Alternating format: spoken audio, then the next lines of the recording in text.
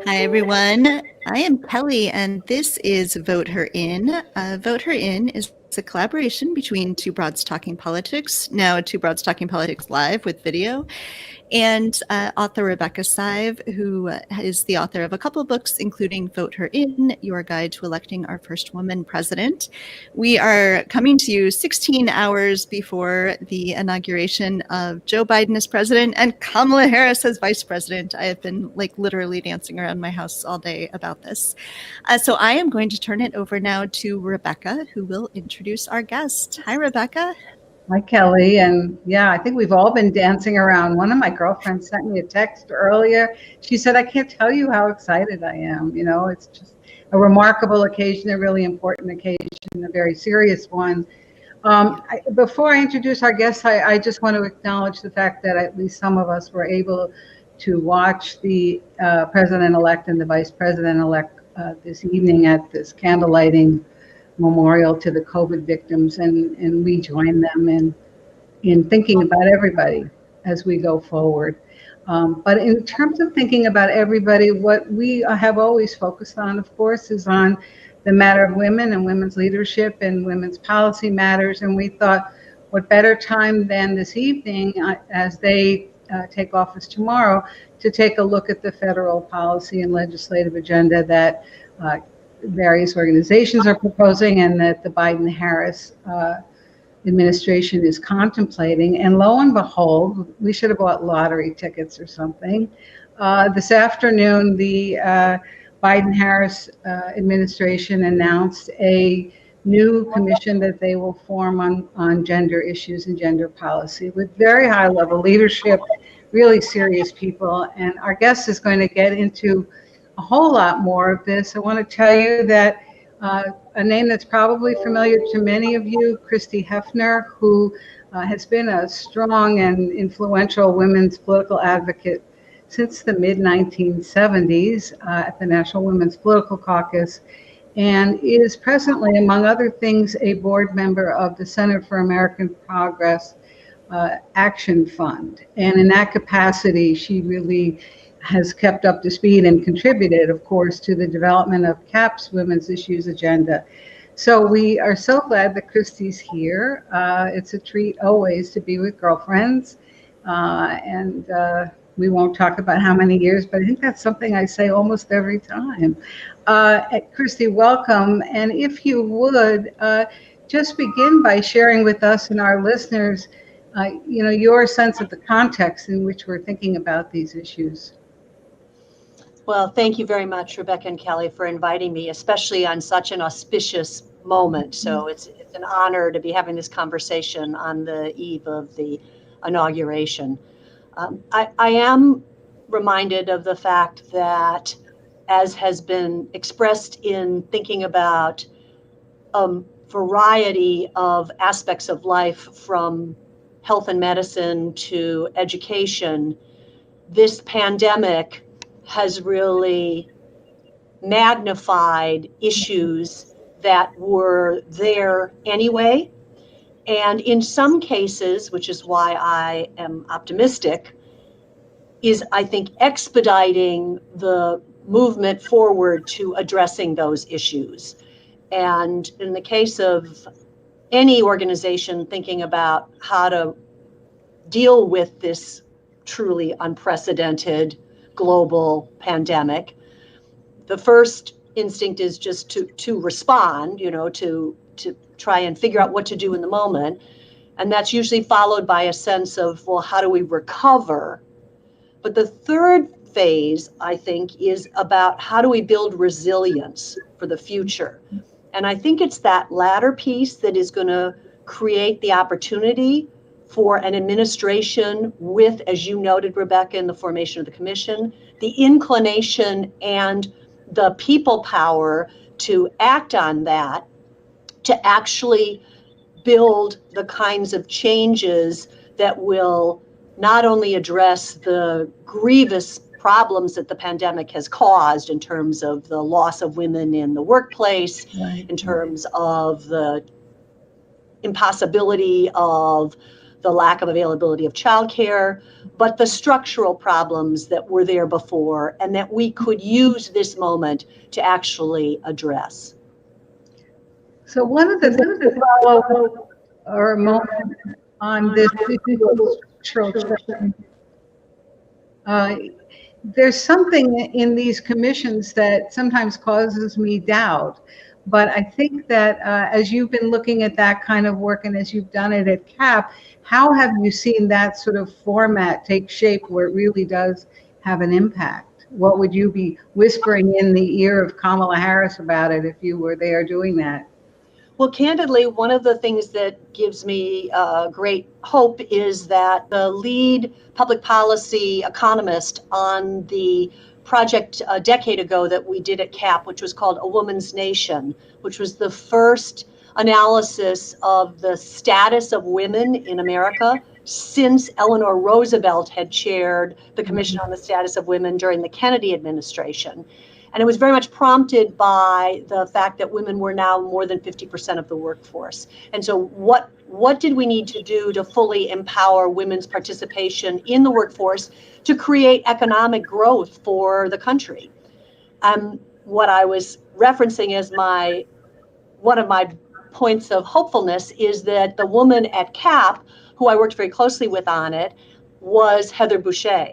And Heather is the senior economic advisor to the Biden-Harris administration. Right. So she comes to the administration with a deep understanding of these issues, a deep commitment to them, an economist's keen, eye for measuring impact and not thinking of this as anything that feels good we should do, but we need to put our resources behind the things that will really improve the quality of women's lives and families' lives and our communities and therefore our nation.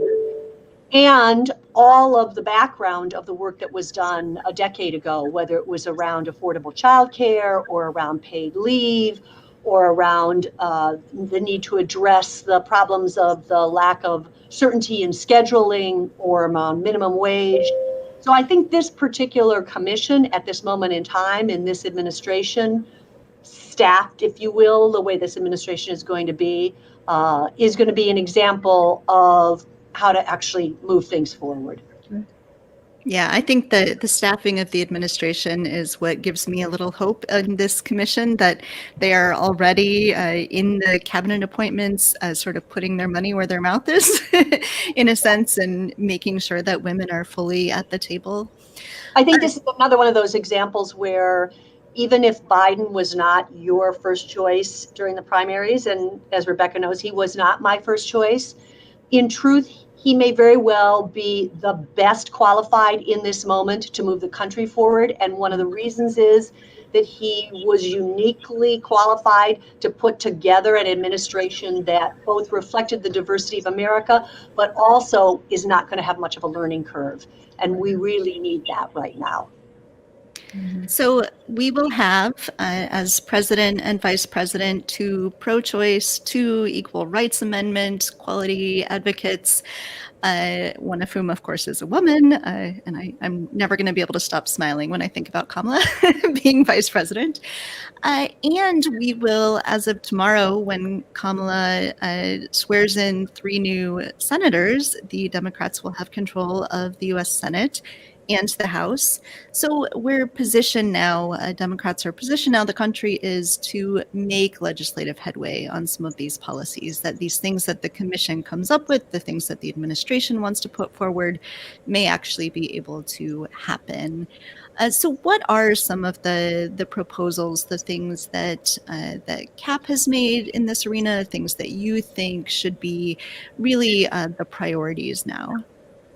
Well, I do think it's pretty obvious that the first initiatives are going to be very focused around dramatically accelerating the successful distribution of the vaccine, because sort of all roads lead to Rome. I mean, if we can't get more people vaccinated more quickly, then our chance of recovery from the pandemic caused recession is very limited.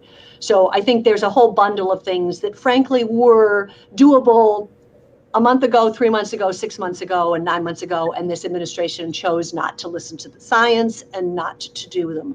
So that I think is going to be important, because I think it's going to help build what Biden-Harris needs very much, which is some early successes that actually impact people's lives, that will sustain and build their popularity, so that then as they move on, they're bringing people with them. So I do think that that will happen. But on specifically, Kelly, to your question with regard to where are some of the near-term recommendations that CAP is making, and where do I think that'll intersect with the administration?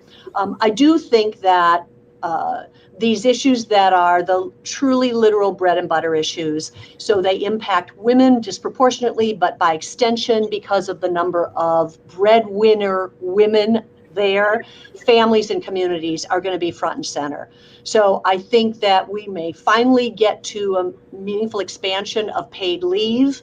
I know right now the initial proposal is sort of for a period of time, but any of us who are students of government know that often that is the foot in the door, and then you build on that. So I think, given that we are virtually the only developed economy that does not have paid family leave, which is a huge burden disproportionately on women, I think that will get tackled fairly quickly. Something that might not have gotten tackled so quickly, but that the pandemic is going to, I think, make possible, is the really egregious lack of quality, affordable childcare. And that's a combination of money to providers, which is in the bill that's been proposed, and money in the form of tax credits to the users of childcare. And in some analysis that was done as a part of CAP recommendations, a full 70% of women who work with children under 6 said that their daycare resources either were closed or had greatly curtailed their hours. Well, you know what happens when that is the case. Exactly what's been happening. 4 times as many women left the workforce in September as did men. The entire total of jobs lost in December could be calculated as women who lost their jobs in December. And so I think the childcare piece is going to be more prominent than it might have been without the impact of the pandemic. And that's a hugely important thing if we're talking about systemic change for women. And then I think that some of these issues that have to do with kind of disparity still in wages are going to get addressed. And I'm hoping, and I believe it will be multi-pronged. So I think there's going to be a kind of acceleration of what has been happening at the grassroots around minimum wage, which is really exciting to see, because generally the best progress is made when you get both a bottoms up and a top down working concurrently. And we've seen the Fight for 15 as very much a bottoms up movement that's gotten really impressive traction in a number of states. I think you marry that now with an administration in Washington and the legislative leadership in Washington that is also committed to that. That's going to be, I think, really an increase in that velocity.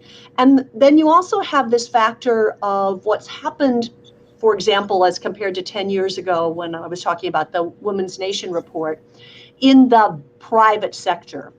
You now have a much more willing to use Sheryl Sandberg's expression, lean in private sector around issues of diversity, issues of inclusiveness, issues of equity, and social justice issues writ large, so that when, say, a CAP makes a recommendation about there should be more transparency of pay, there needs to be more measurement of, are there disparities either in gender or in race within compensation in your company? Because if you don't measure it, you're not going to address it. That was a kind of an outlier view, 10 years ago. Today, you have organizations that actually evaluate companies for recommendations to institutional investors like pension funds, saying, we want this kind of information. So there's pressure coming from all those sides in a very good way. So related to that, the Kelly refers to the fact that many of the people who were going to be in charge are women in these incredibly powerful executive positions. So I wonder if you could talk a bit about how you see the conjunction of this opportunity with these great new policies that are being thought about and systemic changes with the fact that it's women who are going to articulate them, tell their people to get it done, be the ones talking about it out there. How do you see those women, Jennifer Granholm, there's, several of them, Neera Tanden at Budget. Yeah, I was just going to say, I mean, we're hoping that our former CEO, Neera Tanden, and one of the 3 co-founders of CAP coming out of the Clinton administration, is the head of OMB, which is a hugely pivotal role in terms of, how we think about priorities and allocation. And I might add that while not a woman, a feminist, a fellow director on the CAP Action Board is Ron Klain, who is Biden's chief of staff. So I think that that philosophy of bold ideas, but actionable ideas, not CAP's sort of stock and trade was always, we don't want to be an academic think tank that publishes white papers that, has a press conference and then they get put aside. We want to actually infuse the ideas into the political process. And that's why they have the C4, but that's also why they've spent as much time in thinking about how to communicate ideas, how to tell the stories of personal lives affected by things like the pandemic, as well as gathering the real data about the impact and marrying the storytelling with the data. And I think they will be a kind of both ideas factory for the administration, but they'll also be a real ally, to your point, Rebecca, in reaching out through all of the electeds. And I would add, not just at the federal level. I think that a lot of the carrying water, to use that cliche, around why we need to come together to move forward in some of these policy areas is going to get done by governors, it's going to get done at the state level. And I think that's actually going to be an enormous help for us. So just to follow up 1 second on that, and then I will turn it back to Kelly, but Christie, I'm going to press you for 1 minute on this matter. You were CEO of a large company for many years. You know what it's like. You sit on various boards. You know what it's like to be the executive where the buck stops here, right? So Janet Yellen, take your pick. She probably is my favorite. I mean, what's going to be different, or do you think it will be different, that when people walk into that corner office and see these incredibly powerful and important women? Well, I don't think you can ever underestimate the power of, if you can't see it, you can't be it. Right. And the power to speak personally about, life experiences. I mean, I think we saw it writ large with Ruth Bader Ginsburg in her ability to articulate to colleagues who were not necessarily ill-intentioned always, but sometimes just frankly clueless. And to be able to say, well, no, actually, this is what it means to not be able to, participate equally in access to credit or access to employment opportunities. So I don't think you can underestimate the power of that for sure. And I think that we've seen in both the House and the Senate that it is frequently the women that actually come together and find ways to move things forward. And so I'm excited by the fact that we have a record number, still way too few, but still a record number of women in the legislative branch. And we're certainly past the tokenism stage. We're certainly underrepresented in terms of equity, but it's a critical mass now. And I think that we're going to see that kind of partnership between women in the executive branch and women in the legislative branch. Right. Yeah, as a mom of young kids, I think one of the most exciting things to me, not necessarily the women who will be leading the various agencies, but the sort of next tier down staff that's been announced. Like the entire communications team is moms All and women. young Yeah, kids. yeah. And it's I mean, it super sort of hasn't exciting. even gotten noticed because there's so much going on, Yeah, obviously. But yeah. yeah, that's a stunner. Yeah, it's fantastic. So what can and should all of us be doing to help? You mentioned this sort of sandwich of the top down and the bottom up. Yes. What should all of us be doing to help support all of these policies and make sure that they do go through? No, it's a great question. And I do think that there's a understandable but dangerous inclination whenever, we as progressives, we as feminists see people in the White House that represent, our values to kind of, relax a little.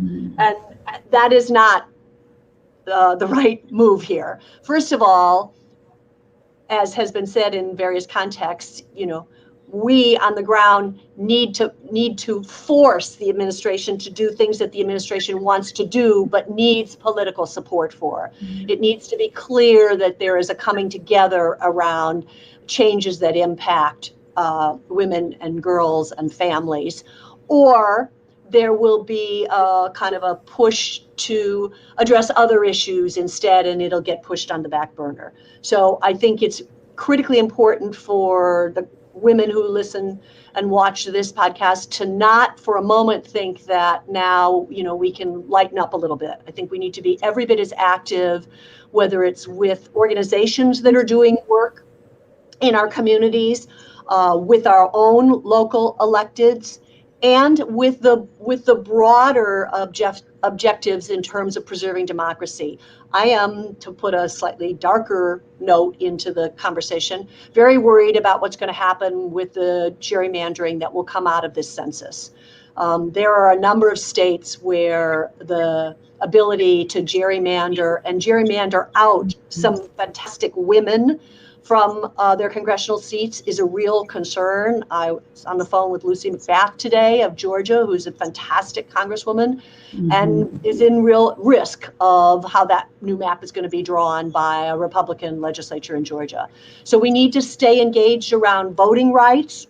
Thank you, Stacey Abrams, for showing us what could be done in a really compressed period of time from her loss to the victories in Georgia around democracy reforms like ending gerrymandering. I think we need to stay involved in those ways too, and to keep pressuring all the organizations we touch. We were talking about businesses earlier.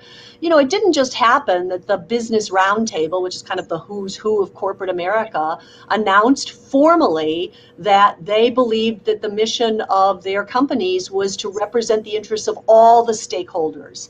That meant employees and the supply chain and the communities, not just the shareholders.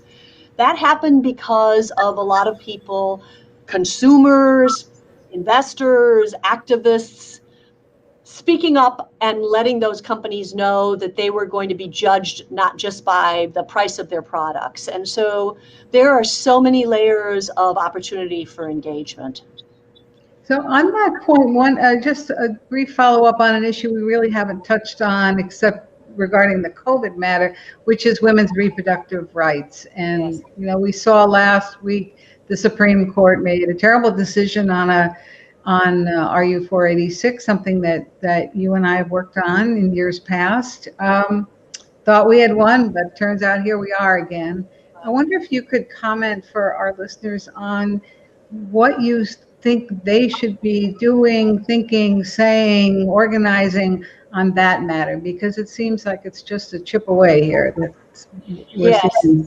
Yeah, and we should talk about it because it's, a lot of the focus is on the precedent of Roe v. Wade, as well it should, but in reality, as you both know all too well, the actual accessibility of reproductive rights services to women has been drastically curtailed in the last decade, and we need to reverse that. Now, I do think one thing that is encouraging, and then I'll address directly your question, Rebecca, is that given the co-equal branches of government, what goes often to the judicial branch are disputes between the legislative and the executive branch. That's sort of the nature of how the system works. Right. Well, at least right now, where we do have control of both the House and the Senate and the executive branch, we should not be looking to the courts at all. We should be doing everything possible in this moment in time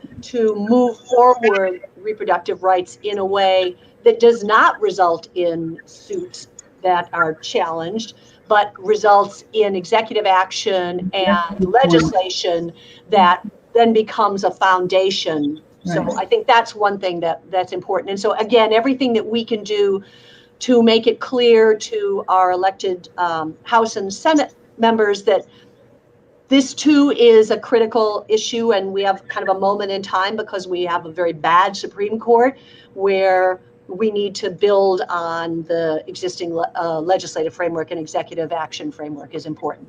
But on the specific question there too, I mean, I think where we've stemmed the tide, Illinois would be a great example. It's because of the activism, of women working through Planned Parenthood and NARAL and working with, local organizations, whether it's the YWCA or the ACLU.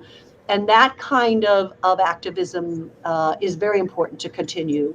And I think it will. I think, again, like the point I made about not leaning back because we just elected Right. Biden-Harris ticket, we can't pull back from supporting those organizations. There was a tremendous spike in contributions to people like Planned Parenthood and the ACLU in the early years of the Trump administration, and that allowed them to do a lot of good. So we need to keep providing the resources to sustain that and stay the course. So we want to honor your time as we try to do with all our guests, but one sort of fast question at the end, and then Kelly and I will say thank you. On this point we were just discussing, it seems that the vice president has a particular role that a vice president can play because she's a woman, because the VP is a woman. Any sort of messaging thoughts about that? Oh, you don't mean a statutory role, you mean in terms No, I mean as an advocate. Yes.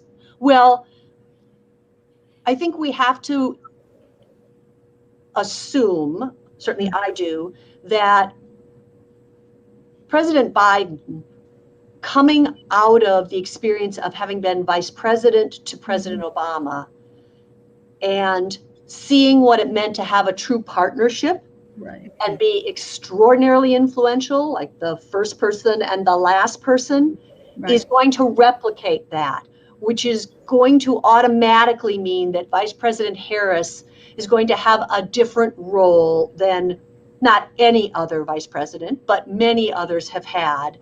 And I think that the one thing that is clear about Biden, having thought as he has about running for president and done it more than once for many decades, is that he doesn't make casual decisions about something this important. So he knew who he was putting in the room where it happens when he chose her. And I think that's incredibly powerful. I think too, it's telling what kind of relationship Biden has with his wife, with his daughter, with his granddaughters. His sister. His sister. That there's clearly a lot of women in his life that he sees very much as equals, as partners. It almost always is the case when that is true. When you find in my experience, when you find a man who really is an active feminist, it's because he's been influenced by and is incredibly respected by and respectful of the women in his life. Right. Right. Well, on that note, we're going to say to all our listeners, take Christie's words to heart. Go out and organize those men too, right? Absolutely. So, we are all about building alliances and wanting to build the coalition for positive progressive change to be as big as I believe it actually is in the country if we can activate everybody. Yes. So Kelly, happy Inauguration Day, right? You've got your campaign on ice, I hope. I Yes, champagne is on ice, and I knit a shawl that is designed to look like Ruth Bader Ginsburg's her cowl thing. So it'll be the first time I'm wearing it, and I'll wear my pearls, and yeah, I'm pretty excited. Very appropriate. Well, we'll celebrate like this with every woman around us. Thank you all very Virtual much. hugs. Virtual hug. Christie, thanks so much for doing this. A pleasure. Thank you, guys. Okay. Bye-bye.